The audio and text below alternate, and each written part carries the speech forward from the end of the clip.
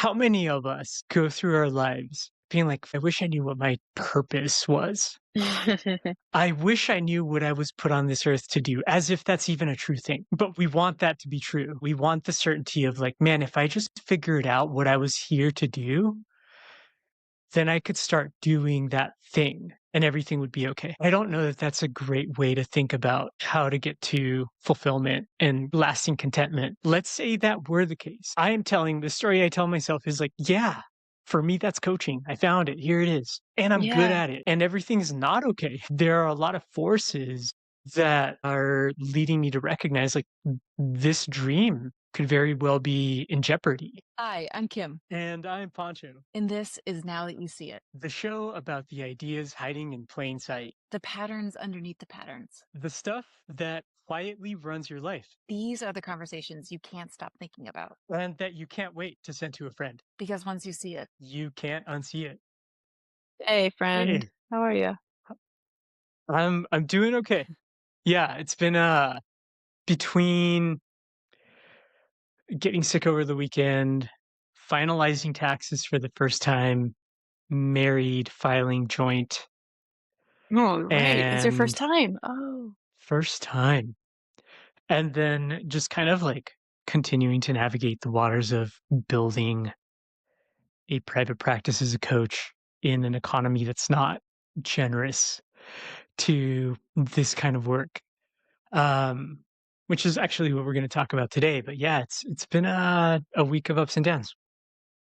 yeah. I'm really curious to dig into this. This is going to be a different podcast than our audience is used to. This is going to be Mhm. a semi like coaching session. I think so. I think Yeah. what we realized is that I'm identifying a kind of tension in myself. Like there's some sort of a there's I'm getting conflicting feedback about my levels of success. And I'm having a hard time squaring out how to think and feel about it and how to conceptualize it in a way that's going to be useful for me Mm, so that I can move forward productively. yeah. And so I'm not coming into the conversation with a ready-made here's the thing I can't unsee concept. I'm hoping that with your help, by the end of the conversation, I'll come away with some insight about something that I've not seen for myself yet. Yeah. Yeah. I'm excited for this because we usually have a ready-made concept, but this is sort of you're going to watch it unfold, and Mhm. we don't know where we're going to end up, and neither of us really expected to have this conversation in this way. So this is also an exercise in vulnerability and uncertainty, which is Totally. great. And I'm really excited about it because I think a lot of people are curious about what coaching is, maybe versus therapy, or just what coaching is in general. What does it feel like to be Mhm. coached? What does it look like? And so this is an example of it. And if folks like this and or like the podcast, please rate, review, subscribe. We love the comments. Love the comments. They light us up and they help us figure out like what's hitting and what's not. Believe me, we are both data people. We look at all the statistics. We know Nerd the out. things, but Yeah, there's like nothing better than a like prescriptive comment either way. Yeah, it totally. really helps us. So rate, like, review, Yeah. subscribe. Yeah, there was that week where we were one of the top 50 podcasts in management in Belgium. But then there's the one guy in France who left a comment saying, "Hey, all the way from France, like, thank you for thank you for this episode." That, in some very meaningful way, mattered more to me than knowing that, we went viral in Belgium for a little bit. Yeah, that was a good Yeah, one. yeah, Yeah. Thanks, man from France. We appreciate you. exactly. Totally. Cool. All right. So, Pancho, before we get into the content, I mean, speaking of coaching content, what do you have going on the next month or so? What's going to be interesting for people to know about? On Thursday, I think it's Thursday, April 30th. Yep, Thursday, April 30th, I'm hosting a workshop in collaboration with Basecamp Outdoor Collective Mm. on interviewing storytelling and using stories and other interview tools to help you stand out as an applicant who is in the running for a job. Maybe you look the same on paper as the other people they've decided to interview. So, how do you stand out in person? Yeah. What That's about awesome. you? The next one is in June. I'm going to be doing like how to give feedback that lands, how to do it without feeling like you're crushing a soul, but also how you're getting your point across in a way that matters. So, what does that look like? Compassionate but effective feedback with the Southern Rhode Island Chamber of Commerce. Yeah. Awesome. And that's a series, right? You'll be working with them on a series, if I I remember think so. correctly? Yeah. Yeah. There's a good to great series with the North Kingstown Chamber of Commerce. And then there's this one, which Oh, will okay. also turn into a series. Yeah. Yeah. Awesome. Great. I know. It's cool. All right.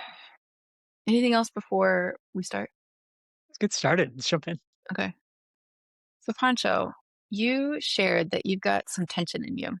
Tell me a little bit more about what's going on. What brings you to this Yeah. experience right now?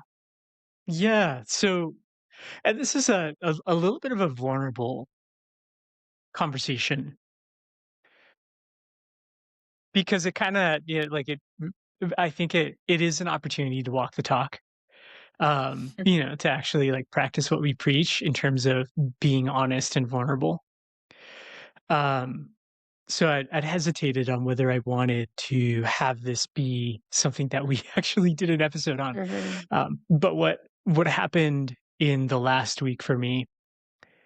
So for some context, I am building a coaching practice and have transitioned from a career working in tech and the outdoor industry, usually building teams in startup organizations or in small organizations that are rapidly growing or changing, to coaching, because coaching has been the thing that feels most like my dream job.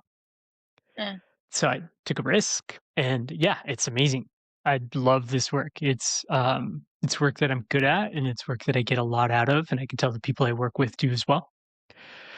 But we're not in an economy that's kind to people mm, who are just starting out as coaches right now. And um and so I'm facing some challenges in that regard. mm, And I'm also seeing success. So some things aren't working, but in other ways I'm getting signals that I'm doing it and that yeah, I am really good at this work and people do get a lot out of what I do. So this week in particular, it's tax season mm, and I came to the realization as a first time business owner that the IRS does not treat you favorably if you are self-employed. There's like this whole thing called the self-employment tax that ignores how much profit you made as a business and will still just take almost an 1/6 of your profits. And then on top of that, whatever you made as profit, you get taxed in whatever tax bracket you fall into. And so it was this like really acute moment to come to grips with the fact that um, no matter how good I am as a coach, for this whole coaching project to be successful and sustainable, it has to be financially viable. And having the IRS come along and be like, cool, we're about to take you out at the knees is a good and difficult reminder of that. Um, all of that to say, as much as I have my qualms about where my tax money is going right now, I am not the kind of person who's like, I hate taxes. Like, we shouldn't tax. Like, let the free market take care of itself because we've seen what happens when the market takes care of itself. Like, things like the housing bubble burst and Enron and, all of that stuff happens. And I like having nice streets. I like having sidewalks. Like, there are good applications for our tax dollars.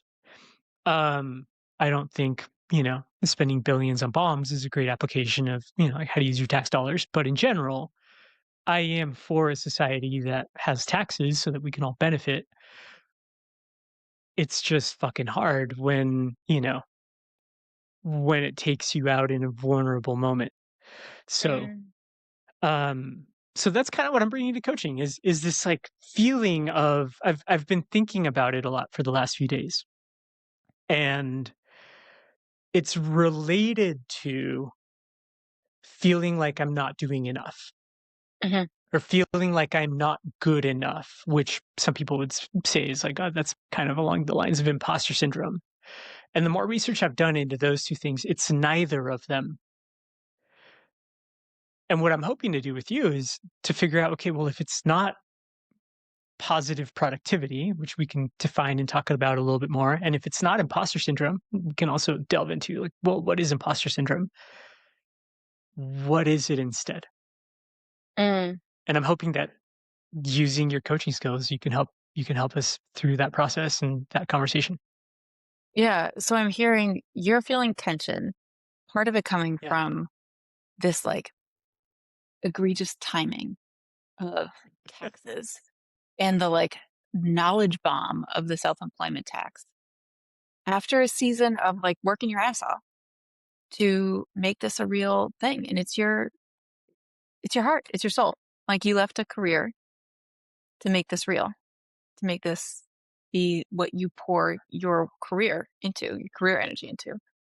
And so Mhm. all of this happened at once and sort of reckoning with the fact that you are noticing that the income isn't measuring up to where you want to be. But what I'm also picking up on is it's not measuring up to how good you both know you are and are getting feedback on how good you are. And I'm picking up on a mismatch that is, when we talk about tension, creating some poles and opposite forces. How is that Yeah, landing for you? we talked about some of that at the beginning, in the pre-roll. That there's this cognitive dissonance happening, and cognitive dissonance is usually a situation in which the way yeah, it's similar to gaslighting, they're related, where what you know to be true from your lived experience isn't being reflected back to you by the world, usually by somebody who's in a position of power or in a position of authority that you're kind of under their power. In this instance, it's a little different because there's no one in a position of power that is negating my lived experience of how well I'm doing as a coach. It's more um, how well I'm doing as a coach seems to be out of line with how well my business bank account says I'm doing as a coach. Hmm. Yeah. Yeah. So, for our conversation today, what would be helpful to focus on? Yeah. I think it would be valuable and it would provide some context and almost like a fence to push off against Mm, to talk about what is this not? So we can talk about positive productivity, we can talk about imposter syndrome, and then we can say why this is neither of those two things, but then to come away with a clear framework of, well, if it's neither of those two things, but maybe it has some commonalities, and there's some things that are true about this that are also true about those two things. What else is true about this? What is a useful way for me to think about this kind of paradox of holding two things that seem to be contradictory as both true at the same time, and then what do I do with that? yeah. So, topic wise, it sounds like you're trying to get a better understanding of what is this tension? Like, what is the name for? What are the roots of it? What's the name for it? Yeah. And so, outcome wise, by the end of the conversation, being able to say, okay, I understand this better. Would Mhm. you rephrase it or reframe what would be helpful to get out of the conversation? No, that's exactly it. And so, yeah, Okay. how do I instead of I know that emotionally it's tumultuous, um, intellectually, I haven't figured out a clean, crisp way to think about it. Yeah. So how do I make sense of this and give it a name Hmm. so that when I'm in that place, it makes more sense and it doesn't just feel like chaos. Yeah. What would it mean for you to give it a name? I mean, that's a whole project of this podcast. It's, like, how do we see the world more clearly when a thing comes up in our lives? Mm, How do we clearly identify it for what it is, which then enables us to relate with it more directly mm, because we've named it. Once you name it, you're able to see it, and if you've named it, then that's the first step in treating it as a distinct phenomenon that you're going to come up against from time to time. So you start to figure out, okay, well, when I come up against this thing, how do I want to be? What are the ways in which I want to behave? What are the thoughts that help me move through it most productively? mm. Yeah. So it's not just, I'm hearing, not just naming it, but like, what's its shape? What does it feel like? Where is it coming from? How do I, if this comes up again, what's my game plan? Yeah. Yeah. What is it in relation to me and where I am in my life right now? Yeah. Mm, okay. That sounds good. Okay. So, one question I want to start off with for you is there's this tension of my income and my sort of like this outward measure of success that has some very real consequences in this life isn't matching up to where I want it to be, or I'm going to put words in your mouth, but where I think it could be. Is that right? Is it where you think Yeah. it could be? Um, I think to be more specific is where it needs to be for this to be Where it needs sustainable. to be. Sure. Yeah. Yeah. Like what needs to be true Or what needs to be true for this to happen, for this coaching business to for happen. this to keep going. Yeah. Yeah. Yeah. What identities emerge, or what sort of emotions emerge when you think about this business not earning the income it needs to sustain itself? What identities or emotions emerge? It's it's frustration. Yeah. And the frustration comes from the fact that I I coach with a handful of private practice clients. Mm, It's not like I'm not getting any clients, right? I do coach with people who come to me directly to work with me.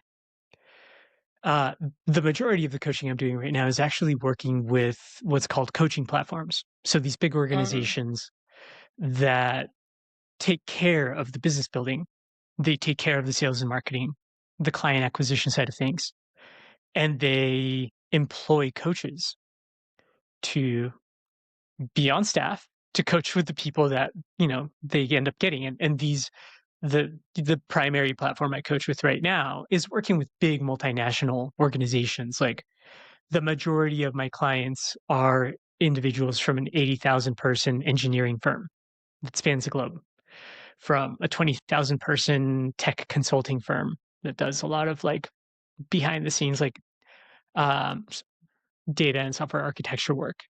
Um, and when I go to work with them and when I coach with my own private practice clients, the feedback is overwhelmingly, this is really valuable coaching. I mm, just started, I finalized a contract to start working with another platform this week. And in a 20-minute demo coaching session with the recruiter from this other platform, by the end of the call, he immediately told me, yeah, we're going to bring you on. I love your coaching mm, and I'm excited for you to coach with our people. The first coaching platform role I just mentioned, um, I was actually underqualified for that role when I applied. And I got to the point in the interview process where I had to do a demo coaching session with their VP of coaching experience because the recruiter wasn't available. Got the same feedback. Like, yeah, you're an amazing coach. This was not just a demo coaching session. This was genuinely helpful to me in my career as we build this mm, coaching platform. Let's get you in immediately. So I'm getting that feedback that as a coach, the skills, knowledge, tools you bring to the table, the way you relate with the person you're coaching, the way that you help them see themselves, identify what needs to happen next, all of that is there. Mhm. So getting all of that feedback and validation and then being like, but if tax season goes poorly, I'm concerned about being able to pay rent 3 months out. Those things don't line up. Mhm. Mhm. Yeah. So that's the root of the frustration. It's like, how can both of these how can I be excellent but still be failing? Mhm. So you had mentioned earlier on, like with that as background, that the feeling that's coming up is frustration. Yeah. And you're noticing this, like, how can both be true Mhm. experience?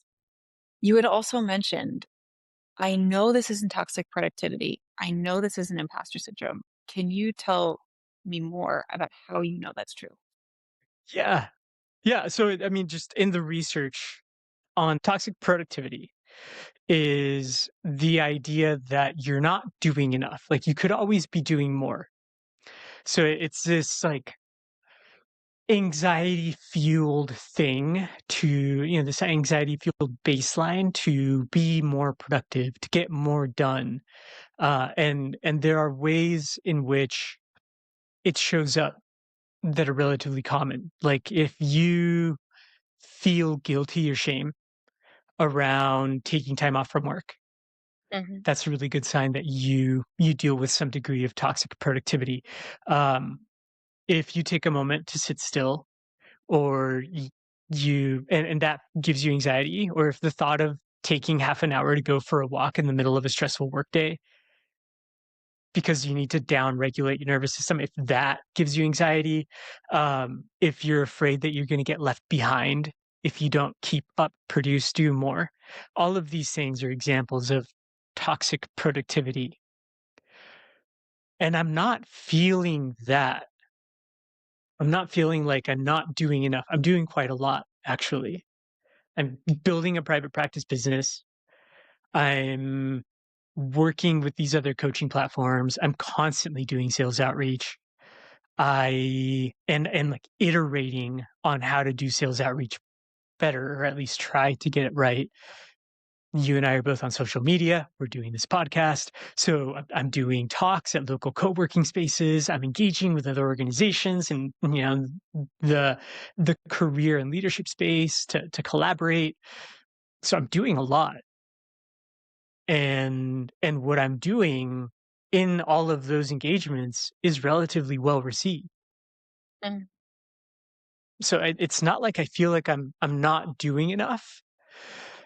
And that's how I realized, okay, this isn't toxic productivity. This isn't the concern that other people carry when they tell themselves I'm not doing enough. Hmm. What about imposter syndrome? Imposter syndrome is, I think, the way that the people I coach with on imposter syndrome, because I coach with a lot of people who face imposter syndrome, the way they usually characterize it is, I'm gonna get found out. Like, at what point are these Mm-hmm. people gonna realize that I'm not the qualified, capable, independent professional they think I am? At what point is the other shoe gonna drop when it turns out that, like, I'm, um, I'm I think maybe you said this, like, 3 toddlers in a trench coat? And it usually comes from a sense of not recognizing one's own ability, one's own capacity. It has to do with self-worth. Hmm. And, like, a really great practical example of this, again, because I coach with a decent amount of engineers, is being an extremely intelligent, extremely capable young woman. And by young, let's go, as like, even into like someone's early 30s, I see this happening, um, in an industry that is predominantly led and managed by old men. Hmm. So if you're a rising star in this industry, you find yourself in leadership circles with people who are 20 years older than you are, who are men, and you find yourself wondering, like, when are they going to, like, realize that I'm not them, essentially? That, like, when am I gonna get found out for not belonging? And because you look at them and you don't see yourself in them, there's a degree of, um, "Do I really belong here?" Yeah. So that happens at a subconscious level, and, so it's not that feeling of, like, at some point, I'm gonna get found out. At some point, it will become clear that I don't have it, that I'm not capable, that I am vastly underqualified to be in this role. I am getting all of the feedback from my clients on these coaching platforms, from the individuals who are on the business unit, the administrative team of the coaching platforms, from my clients, from recruiters who talk to coaches every day. I am a really good coach. Mhm. That's not, and I can internalize that, and it resonates. It doesn't feel like it's not true. So I don't think it's imposter syndrome. Yeah. I trust that. I trust that belief for you that, like, this is neither toxic productivity nor imposter syndrome, and yet the tension prevails. It exists. Yeah. Yeah, and the thoughts can be similar. Mhm, Like, mhm. well, if I were good enough, I wouldn't find myself here. Or if I had what the coaches who are successful in their coaching practice have, then I wouldn't be here right now. If I was doing enough, like if I was actually doing enough, then this wouldn't be a concern. This tension wouldn't be here. This dichotomy of, like, why am I making it but not making it wouldn't exist. So some of the thoughts are similar, but when I go digging, it's not either of those things. Of all those things you just shared and maybe others, Mhm. do any of them feel more than 50% true? Do any of them stick? Do any of them stick? Of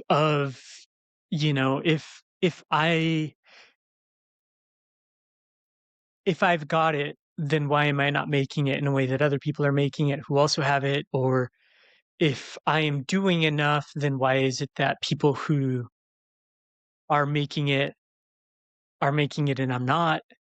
Um, none of them stick as, like, in the way that something that feels true sticks. Mhm, They're outstanding questions that I think are worth asking, and I think we might come to answers to different but similar questions starting from asking these questions, but none of them feel like, "Ooh, yeah, that's the thing." mhm. You just said something that was curious. Do any of them feel like trailheads that, like, it doesn't stick, but there's something else behind it? Uh, I think so, and I think it's the not doing enough one. Um, yeah, there's something there. Not Mm, doing blank. Maybe enough isn't the right word, but I'm not doing something, right? mm, So what is that something? mm. So embedded in that, I'm hearing a sense of there is a right answer and I haven't found it. Yeah, you're right. Um, and it's true. Like, maybe, like, there is no answer to this. Maybe there isn't a there is that, like, that desire for there to be a right answer about the thing that I could do that would fix all of this. That would, like, course correct in the way that I've not found how to course correct yet. That would Mm, allow me to allocate X number of hours per week, and then everything will be fine. Um, but I mean, it really is. It's not a great time to be in the job market right now. mhm, It's not a great time to be in the outdoor industry right now. It's probably not a great time to be trying out what I'm it just so happens this is when I am trying this, but it's probably not, like COVID when there's tons of money.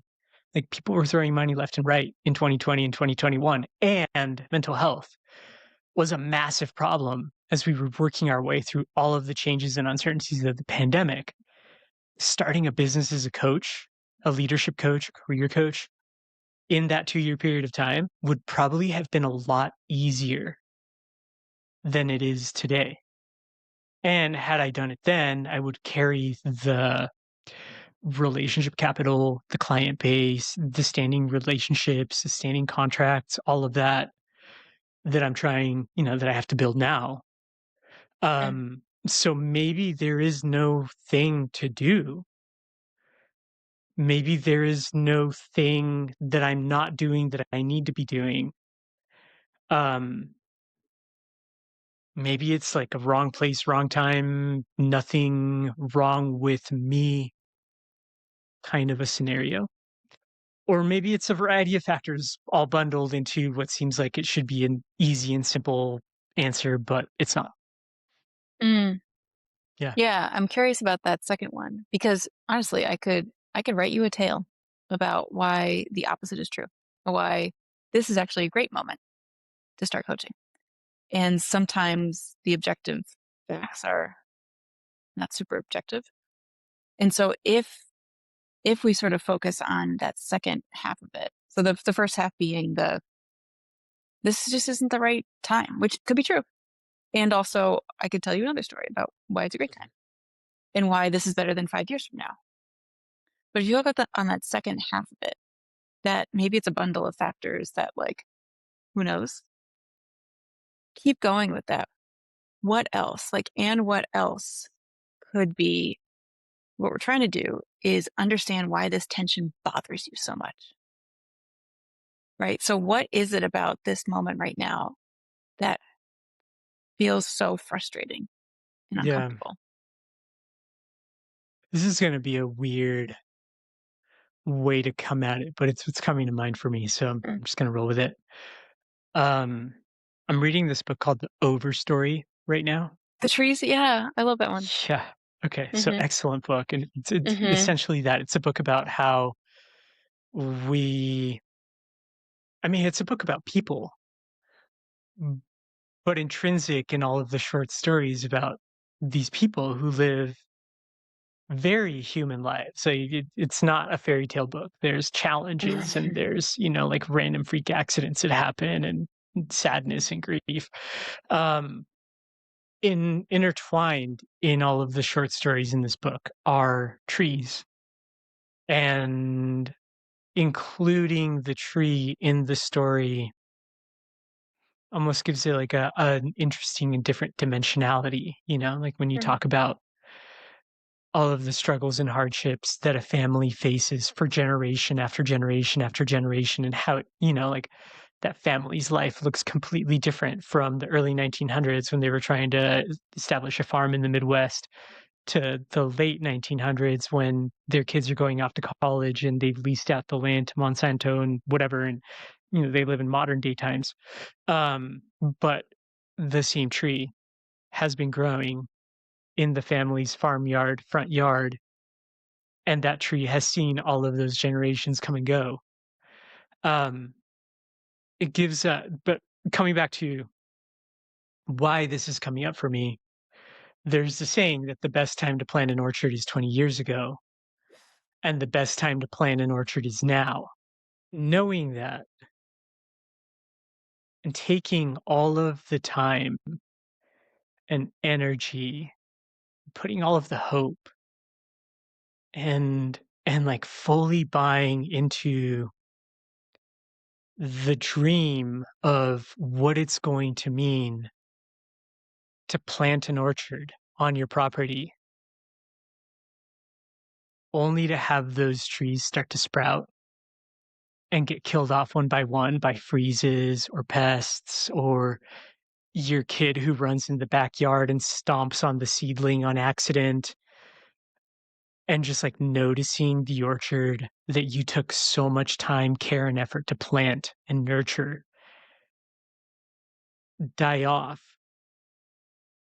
as it's starting to come out of the ground. Mhm. that's fucking hard Yeah. Yep. because you have a vision for what those trees are gonna be, when, like, 20 years from now, those are gonna be the peaches you use to bake peach pie. Those are gonna be the trees that, like, your grandkids use as a jungle gym. Th the idea that you can, um, have, like, some small part in living into your values by, curbing climate change because you're planting trees, Mm, that mhm. you're not buying into our corporate yeah, like, our massive, like, corporate agricultural food system, and instead you're growing food in your backyard. So it's this thing that carries so much of what you want to be true in the world and what you want your life to mean and stand for, and then, like, these trivial Mm. things come along and just take it out at the knees as it's getting started. Yeah. Yeah, it's like that, that it's frustrating, but beyond that, there's grief there. Coming Yeah. back to your theory that like most of the problems in the world come down to unprocessed grief. Yeah, there's some grief there. Yeah. What's the grief about? What's the loss? What is lost? It's somewhere in the ballpark of this thing that happens to all of us where we fantasize what something is going to be like, Mm, and then we start mhm. living it in reality, and it's not how we thought it was going to be when we got started with it. Yeah. Yeah. The disappointment of reality hitting us. Yeah. Yeah, having this idea of like, okay, well, I mean, it's the same thing that happens to the people I coach who are redesigning their career. Mhm. I was told that if I do this, Mhm, mhm, if I graduate high school with straight A's and then I go to college, mm. and then when I get out of college, I find a good job, and then I find a person to settle down with, and then we buy a house. Da-da-da-da-da-da. Like, this equals happiness. This is what you Mhm. do to be happy. And then they get to like 35, 45, 50, and they're like, fuck, that's not happiness. Like, none of those things led to me being happy. And I have to go back to the drawing board. And I've put so much time and energy and effort into this.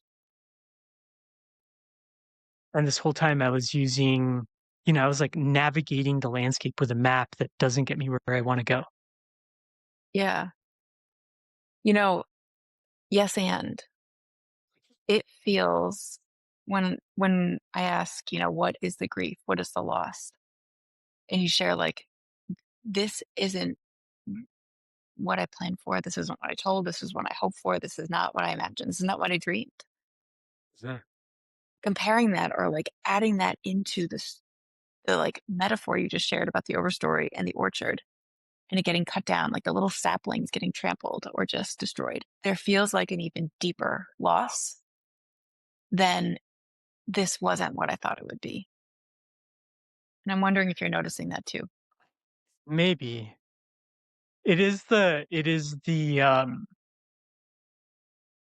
I mean, the word that comes to mind is disillusionment.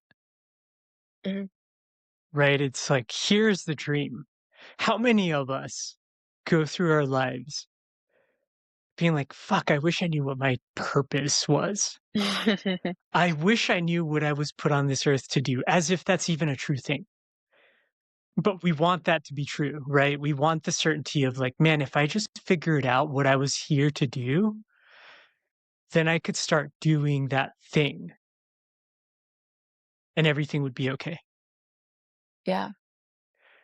I don't know that that's a great way to think about how to get to fulfillment and lasting contentment, because if you might be playing with a framework that is just it's like there's no there like there you have no purpose, you get to make it up for yourself. But for the simplicity of having this feel understood, let's say that were the case. Mhm. I am telling the story I tell myself is like, yeah, for me that's coaching. I found it, here it is, and I'm good Yeah. at it. And and everything's not okay now that I'm doing it, like, things aren't just getting better. Um, as a matter of fact, like, there are a lot of forces that are leading me to recognize, like, this dream could very well be in jeopardy, and Mhm. it might not be my reality for much longer if something doesn't change. Mhm. Like, I might actually have to go back and reimagine if this is the thing. I have to go back and reimagine how to make this be the thing maybe later because now it's not working. Um, so I Yeah. think that is the deeper grief you're picking. I don't know if that's what you're picking up on. I'm curious if you don't mind taking your coaching hat off. What's coming to mind for you? I don't think I even have to take my coaching hat off to say it, because what is clear to me is that you've found your purpose. And there's nothing more precious than having found a purpose, and nothing more destabilizing. Um, or maybe not nothing more. It's incredibly destabilizing to feel like there is something that is out of your control and that doesn't make sense, that feels unfair, that like the Lorax in the machines, do you know the book, The Lorax, the Dr. Seuss book? Yeah. Like the machines that come and slap down the trees and they chop the trees, just like taking it out of the knees. And so I'm picking up on this sense of um, legacy, co- contribution to the world, and your highest thriving self being arbitrarily stopped, smothered by Hmm. either sort of the taxes, just like how capricious they feel, or this sense of timing of like, this, maybe this isn't the right time, maybe this is not the right market, but like I have gifts to offer and they're valued. And why can't I get them out there? And is this threatening at a core level my found purpose? That's sort of the, if not grief, the um, exasperation I'm sensing. Yeah, it's interesting to me. We've talked about how we did an episode on unwanted change. Um, it's coming out next week, actually, so it's not published yet. Um, that's right. Yeah, yeah, we haven't published it yet, Oh, by the time this is but out, by the it'll be time this published. is out, it will have published a week ago. But as of our recording, it hasn't published. Um, but we did an episode on how to navigate unwanted change, and in that episode, we explored how, and I think in other episodes you've explored how like I generally hold things very loosely in my life, Mhm. like multiple times in my life where I've had to say, like, this job sucks. Like I'm not on board with staying in this role anymore. I am, and I'm willing to go as far as getting rid of most of my earthly belongings or putting them in a storage unit and moving into my van to minimize my expenses as much as possible so that I can just leave this job and then I'll figure out what happens next after that. Mhm. So I'm very willing and historically very, I'm like ready if it's what makes the most sense to be like, cool, this didn't work.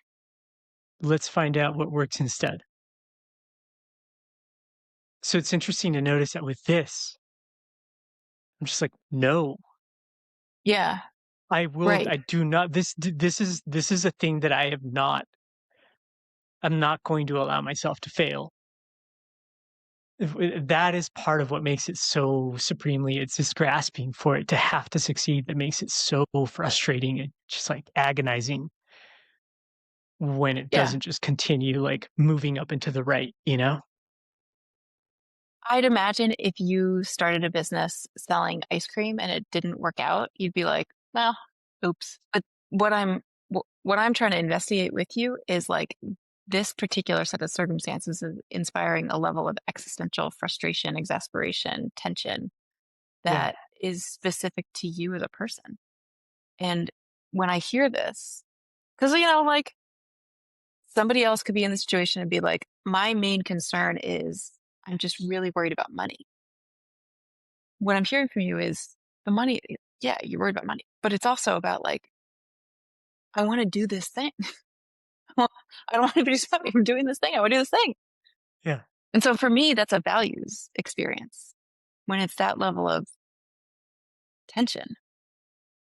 What values do you think are being pricked almost for you in this?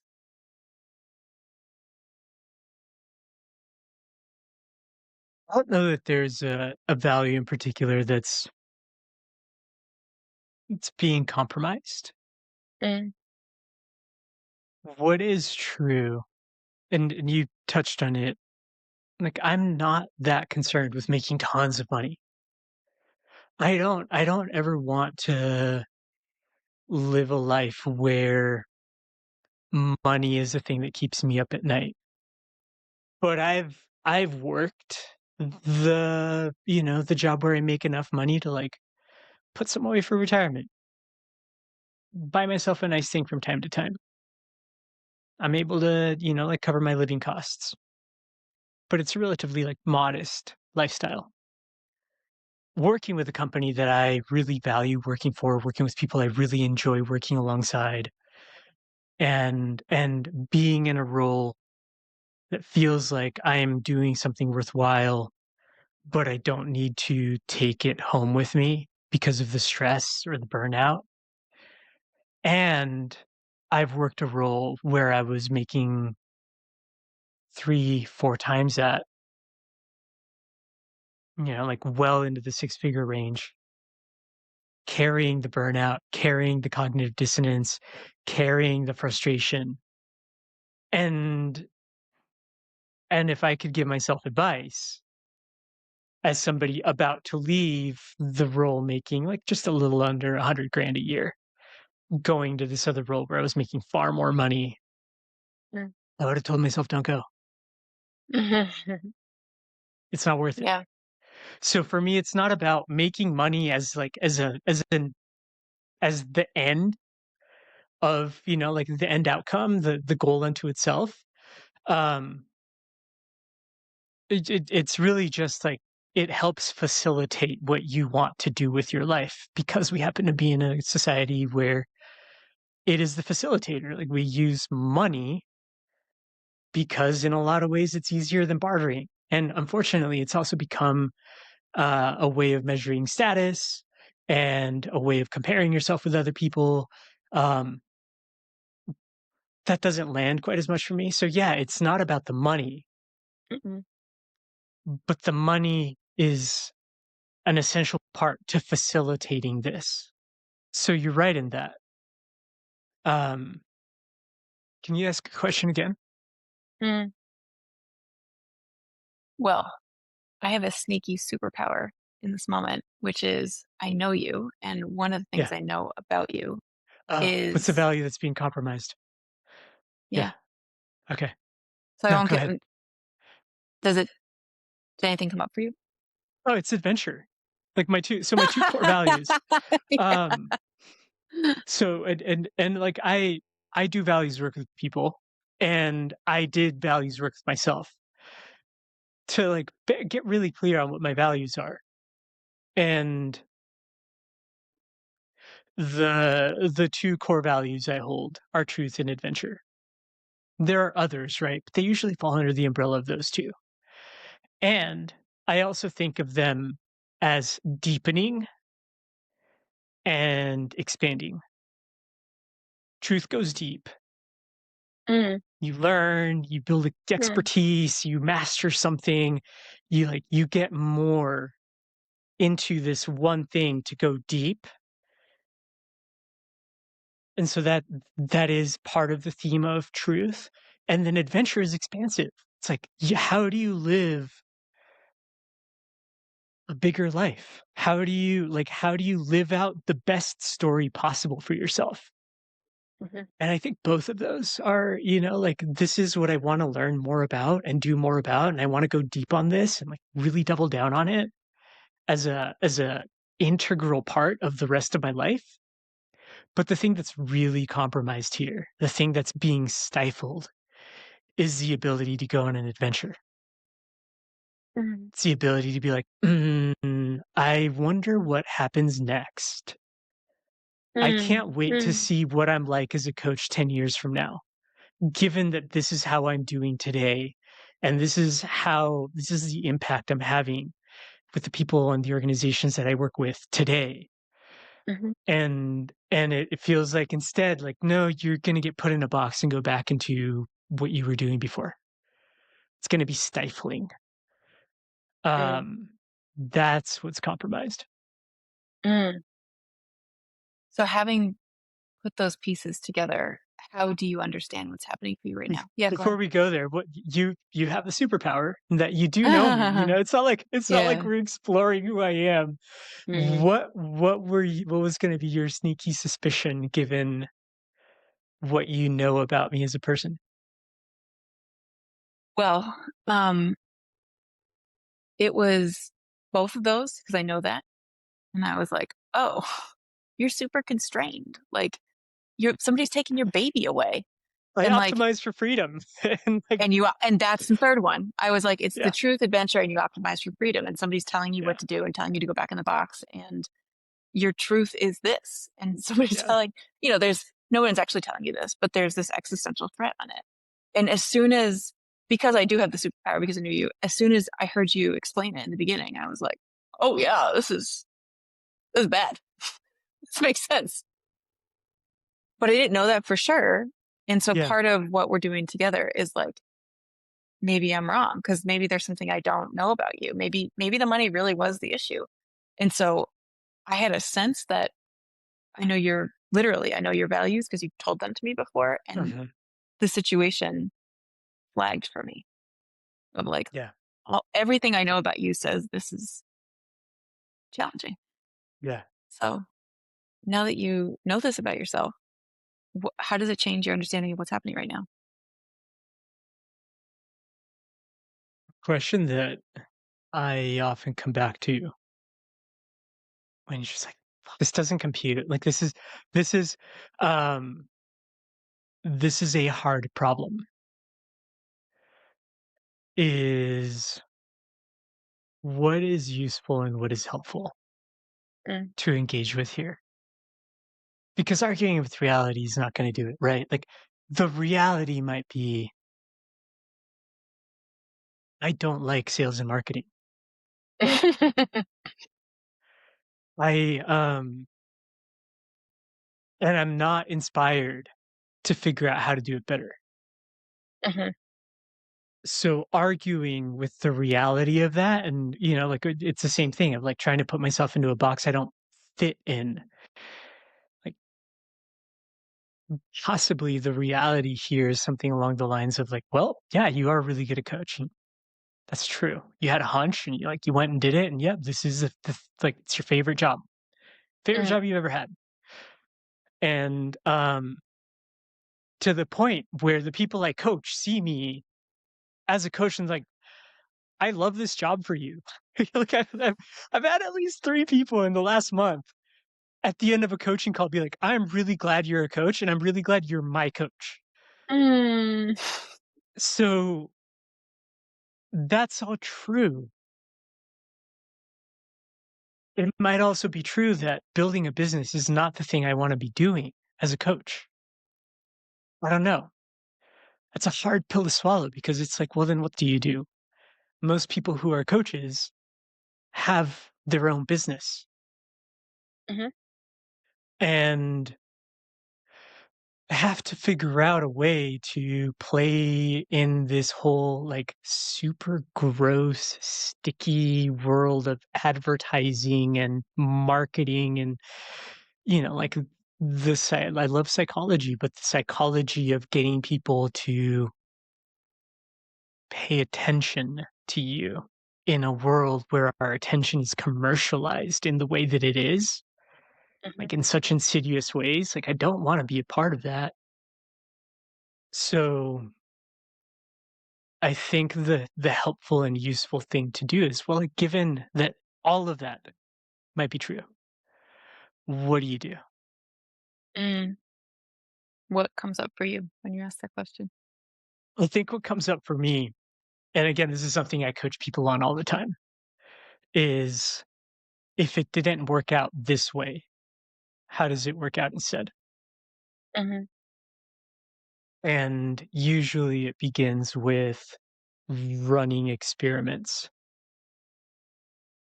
The scary and heavy thing is this isn't like running experiments to see what happens if I try out a new way of communicating with my boss. This is running experiments to see how I make a living. Mhm. Um, and the consequences aren't I'm going to have a disagreement with somebody and we'll figure out how to patch it up next week. The consequences are, do I pay rent? Like, do I have enough runway to pay rent for the foreseeable future? Mhm. Um, but the way that you run experiments well is with creativity and curiosity.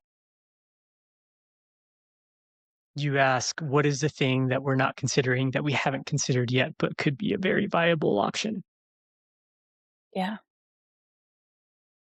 And how do you make it more fun? Yeah. Yeah. How do I enjoy this 10% more? Which is not by doing more cold sales outreach. Yeah. So, something I haven't mentioned that also brought this into hard contrast is last week. So, I do work with an organization in the outdoor industry on the side, just like contracting work. I help them with trade shows a couple of times a year. And I've seen it that's kind of the industry I wanna be working and coaching in, doing professional Mm. development in is the outdoor industry. Um, the outdoor industry, B corporations, nonprofits, organizations that align with my values and kind of like the vision I have for the world and businesses' place in the world. And, um, and so I remember the first time I worked with them early in 2025, so almost a year ago. I came home. And this is before I'd even started, like really picked up on coaching. I was still going through coach training. I was doing some coaching with an organization I don't work with anymore. But for the most part, I was still kind of like building up to what I'm doing now. And so yeah, I went and worked with this team for a few days, and I came home and I told Steph that is a dream team. Mm. The way they work, the way they communicate with one another, the culture they have as a team. If they offered me a job, which they're not. They weren't offering me a job in 2025. I might very well drop this whole coaching project and just go work with them because I just so thoroughly enjoyed working with them over the last few days, to the point that we all got tattoos together when the Oh my trade show was god. over. Wow. I don't know Yeah, the story. That's great. we all went and got tattoos together. We started conversations about our tattoos and the stories that our tattoos represented while we were all there working together over the course of a few days. And at one point, somebody's like, "Should we get a tattoo after this?" And I think four of us got tattoos together. Oh my Um, god. that's the only time where I've gotten the same tattoo as other people together, and well, actually, that's the second time where I've gotten the same tattoo together as. But like the other people were the people who like I invited to my wedding. So I was like, okay, there's something very real and valuable happening with this group of people who I've just met and worked with for the first time. Last week, the president of that organization, a year later, came back and said, "Hey, we're thinking about creating this role in our organization." And in talking to somebody Ah. on our way to the board retreat, you came to mind as somebody who might be a really good fit for that role. And my immediate reaction was like, that's not what I'm doing. I'm building a coaching business. Like I am myopically focused and doubled down right now on building a coaching business, on being a coach. And And it took me several days of mulling it over to be like, well, what would it look like to do both? Why not both? Why does mm, it have to be just this? Why does it just mm, have to be this now when, in some sense, arguing with reality is trying to do this now in a way where it's just like it's not, like I'm not getting green lights. mhm, Even though I am getting all these green lights, I'm not getting all green lights. It's almost like I'm getting green lights, like my car goes, but I'm stuck at red lights is kind of what it mm, feels like, right? mm, Um, so I think that that's what I have to start considering is like, well, if it's not going to look like a really clear, linear, simple trajectory from point A to B, mhm, and then other stuff comes around that is a fuck yes, but would feel like giving up on a dream, is it actually giving up on a dream? mm, mm. That's kind of where I'm sitting with it now. Yeah. And I still W don't know if it would be giving up on a dream. yeah, There's open so many people question. I coach who, yeah, like there's so many people I coach who, like have the kind of situation I'm in right now. And 10 years out, they went on to do something else and they look back on, like that one period of time in their life where they were really fully fulfilled. But by what they did for work, and they're like, shit, yeah, I would give all of this up, including my financial success, to have gone back and figured out how to keep that instead. Yeah. So there's an itch that's still keeping you here to figure out, Yeah, like, is this the temporary end of the line? Is there something that I could be exploring differently? Or do yeah, I just keep pushing?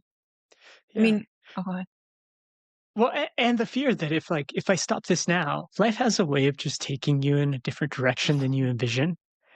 So, like, if I stop this now, is there ever a return to this? Mm. Mm. In the beginning of our conversation, I noticed some if then language, like if I do this, then this. If this happens, then that. Because this happened, then that. And some, like, as you described, a little bit of like, this is the path. This one path might get taken away. And that's everything. Yeah. It's everything. And right now, I'm noticing more gray, more expansion, more like multiple paths could happen and be fulfilling. I don't know what they are. I don't know if they're right, but I see you considering more than was available in the beginning of the conversation. That landing for you is true, or you want to add anything into it? No, no, that is true. And that's the work. We get Yeah. so caught up in our heads about what is true and what is not and what life needs to look like. And, um, we talk about binary bias at least once every other episode. So, like, I Yeah. only have two options, right? Success or failure. Mhm. Mhm. But in reality, we're really not that, like, we're not in control. We're not, like, there's not that much that we're in control of. Yeah. Um, we are products of our environment and, and softening to what is true and working with that. Yeah. Yeah. I'm noticing that happening as well. You wrote another superpower I have is that I get the chance to review and preview your blog articles. Um, and you wrote one recently on hope and in the naming of things. Like, even Yeah. if, can you say that quote again? Even if the truth isn't hopeful, the telling of it is? Yeah, yeah, Andrea Gibson. Even when the truth isn't hopeful, the telling of it is. Is there a truth that you want to tell here that brings a sense of expansion, if not direct hope? I'm not sure. Mm. It's a great question. If I were to say that there was something that's coming up along the lines of this, there was never any guarantee that this would be easy, and there's never any guarantee that this was going to work. Mhm. Yeah. And that's not a hopeful truth, Mm. but it does create that. that, like, sense of relief when you stop arguing with reality and just admit to yourself what's true, even though you don't wanna see it for what it is, even when Mm, you wish it were mhm, otherwise. mhm. Yeah. Yeah, there's there's that, and what you said right before I asked the question really stuck with me, this sense that we're not in control. Mhm. And there's you and I have gone back and forth on free will and agency and all kinds of stuff. Yep. So without getting into the philosophical conversation about it, Yeah. what I'm also noticing about this is you love this work and it's a lot effing harder to get it going as a business than you want it to be, than you need it to be, than you expected it to be. It's brutal. It's hard. Yeah. How does that land as a truth that could be told? Yeah, it's almost like a tautology because that is what it is, It's almost just like, um, but but I think it does bear saying out loud. Yeah. Yeah. Yeah, like, And should I choose to go on? Should I choose to endure? mm, If history is an accurate predictor of what the future is like, the most realistic thing for me to do is to expect it to be this hard, yeah. you know? Like, same thing with relationships, like, instead of wanting to change the person you're with, like, what well, like, you've been with this person for so many years, you know what they're like. Mhm. Do you want to keep being with that person exactly as they are indefinitely? Yeah. And if not, then, okay, what needs to change? Yeah. Not them. No. Like, you can't change them. That's outside of your control. Mm, So I think, yeah, there's a similar dynamic here. And it's hard because even though the coaching aspect of it comes easily and I do it well, I don't like sales. yeah. Yeah. And so maybe that's the next session you and I have or the next conversation you have with yourself is how can you engage in sales in a way that feels a little more fun than it is right now and that feels authentic to Totally. you? Yeah, There's lots of ways to do it. absolutely. There are only so many ways to try before I have to say, okay, well, like, let's go back to doing something else. Yeah, exactly. Yeah. What do you want to do next with this information and insight you have? I don't think there's anything to be done right away. I think sleeping on it with stuff like this, being like, okay, here's my action plan. Here's what I'm gonna like. But sometimes you just need to sit with something for a while, Yeah.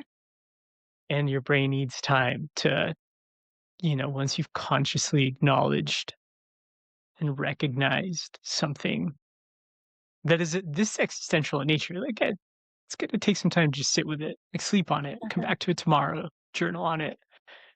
So I think that's what comes next. And in the meantime, still try to, Yeah. like, get more clients, work with Mhm. organizations, so it's not like I just stopped trying to make this work.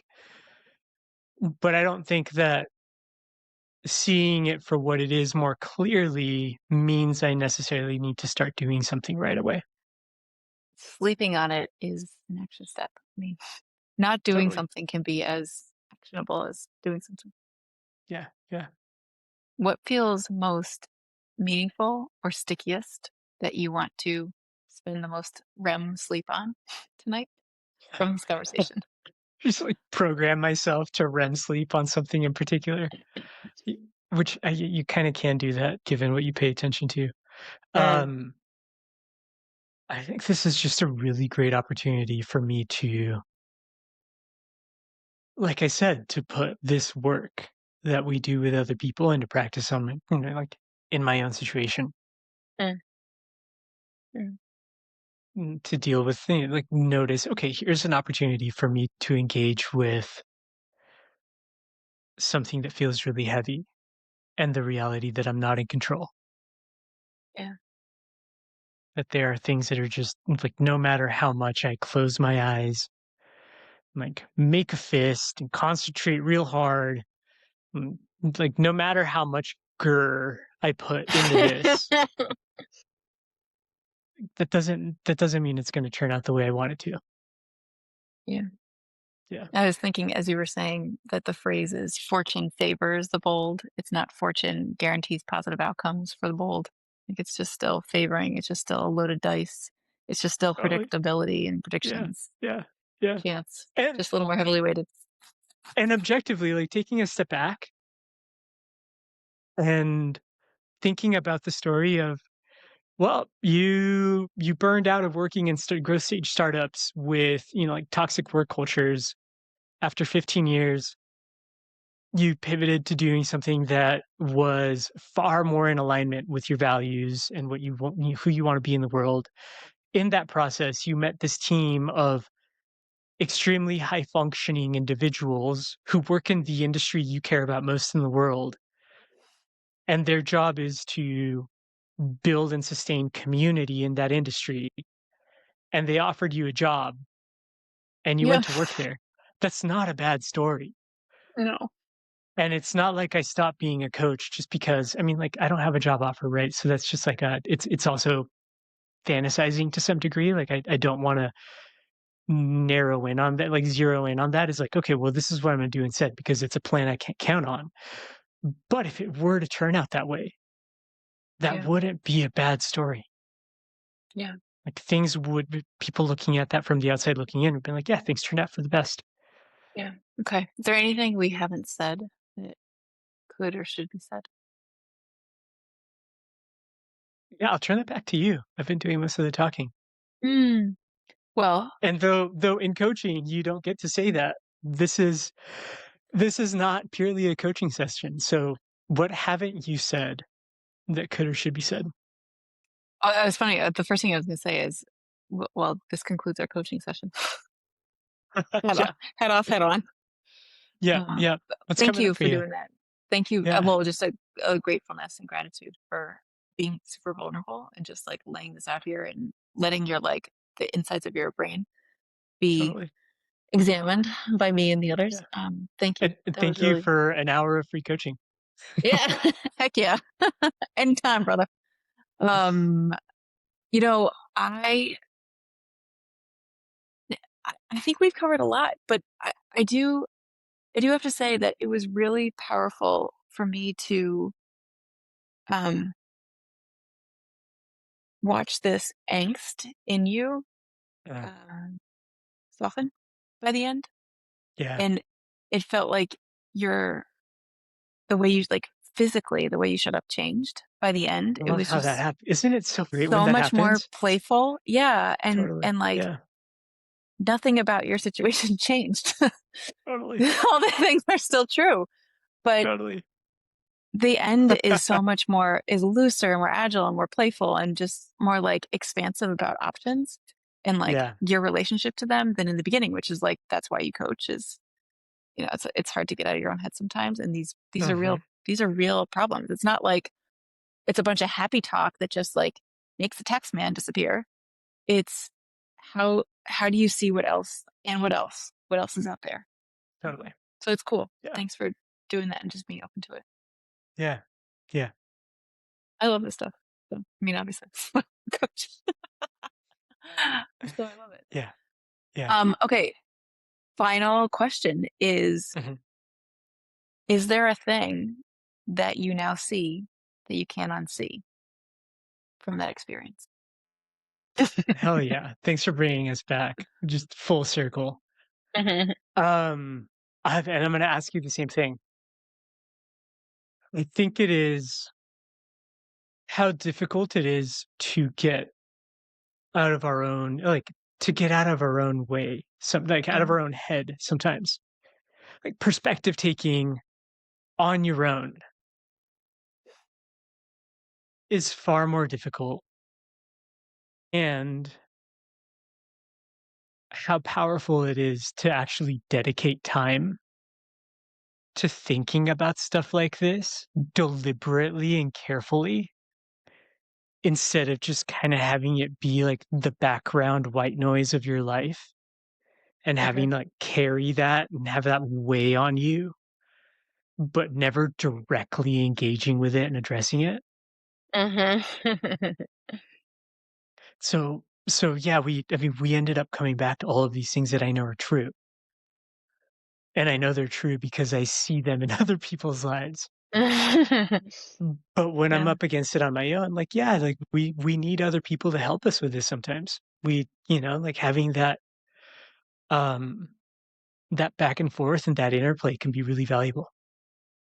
Yeah, and it's I didn't tell you what to do or the truth or advice or anything like that. It's just reflected questions back to you, and the my answer to Yeah, what I can't unsee is this is further data for me of the I don't know, the role of, like, relationships, the role of healing and community, the role of coaching, the role of therapy sometimes, um, has it's become very clear to me that it is far less about a prescription and more about a witness, like a resonant yeah, witness. You don't need a that phrase, "You don't need a cure, you need a witness." Over and over again, I'm just like, I sorta do just need somebody to hear my struggle. It is not often enough for me to just talk to myself, and I do, like, I will voice note myself and listen to it back. Believe me, I have used these tools, but there is something so different about saying it to somebody who listens and cares and who can, like, understand me and then reflect that back. yeah, It's amazing. That's not yeah, AI. I mean, it's just I also use AI. Like, these are tools, and there is just nothing that compares to doing it with another person, like, the real relationship. yeah, Yeah. You don't yeah. need a cure, you Thank need a you. witness. Yeah, that's my takeaway. Hmm. Alright, friend. Call it a night? Yeah, let's do it. Okay. Alright. Till the next one. Okay, it sounds good.